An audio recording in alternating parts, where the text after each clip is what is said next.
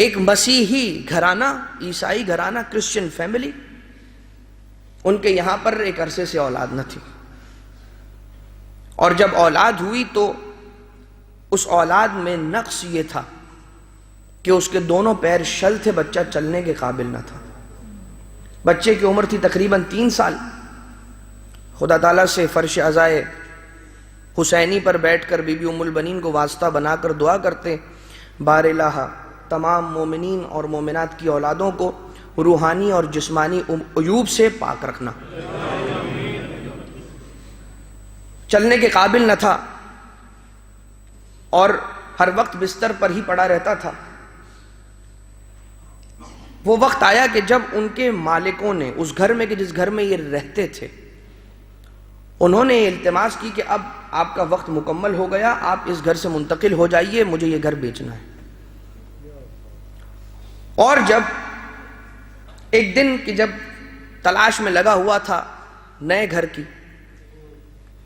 تو جو مالک مکان تھا اس کی زوجہ نے اسے فون کیا، اس کی زوجہ کو، اور بلایا یہ کہہ کر کہ ہمارے گھر آؤ، ہم تمہیں دعوت دیتے ہیں، ہمارے یہاں پر آج ایک دعوت ہے۔ وہ جو مالک مکان ہیں وہ اہل بیت کے چاہنے والے تھے۔ کس چیز کی دعوت ہے؟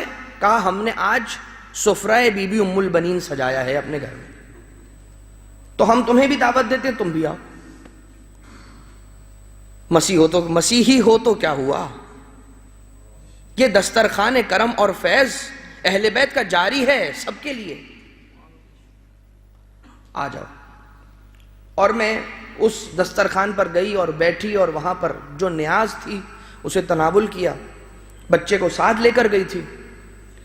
جب میں وہاں گئی تو میں نے سوال کیا کہ یہ دسترخوان کیا ہے، اس کی کیا تاریخ ہے اور اس کی کیا اہمیت ہے، اور یہ کون ام البنین ہے، یہ بی بی کون ہے کہ جس کے نام پر تم یہاں پر دسترخوان بچھاتے ہو؟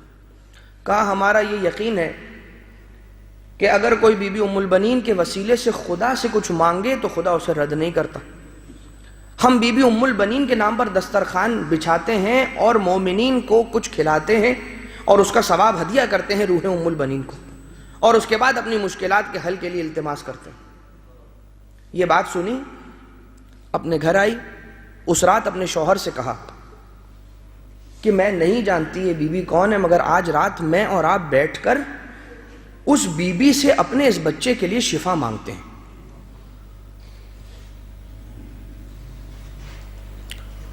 وہ شوہر اور بیوی اس رات بیٹھ گئے اور رات کافی دیر تک جاگتے رہے۔ بچہ سو گیا تھا، مگر بچے کے پاس بیٹھ کر اپنی زبان میں نہیں معلوم کیا کہا ہوگا، کیسے پکارا ہوگا، کس ڈھنگ سے کہا ہوگا، سلیقہ ہوگا نہیں ہوگا، التماس کی اور سو گئے۔ رات کے 1 پہر میں جب باپ کی آنکھ کھلی تو باپ نے کیا دیکھا کہ بچہ بستر پر نہیں ہے، اور دیکھا کہ صحن میں جہاں پر باغ تھا وہاں پر دوڑ رہا ہے اور کچھ تلاش کر رہا ہے، اور کسی شے کی طرف دیکھ رہا ہے اور اسے اپنی طرف بلا رہا ہے، اور اپنے پیروں پر چل رہا ہے۔ مزید اس کا مرض باقی نہ رہا، شفایاب ہو گیا۔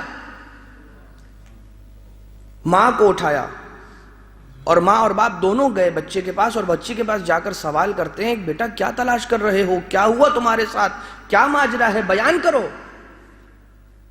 بچے نے کہا کہ مجھے فقط اتنا بتائیے کہ وہ جو شخص جو گھوڑے پر سوار ہے وہ کون ہے؟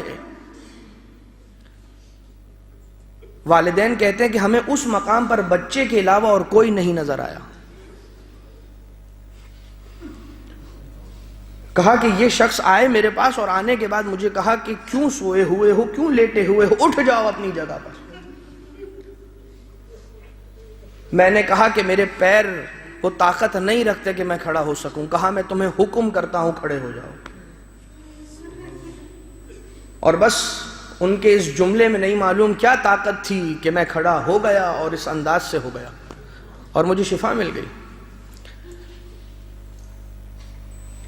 آقا عباس علیہ السلام کی مادر گرامی ہیں ام البنین، یاد رکھیے گا، مائیں اپنے بچوں سے گزارش نہیں کیا کرتی، حکم کرتی ہیں۔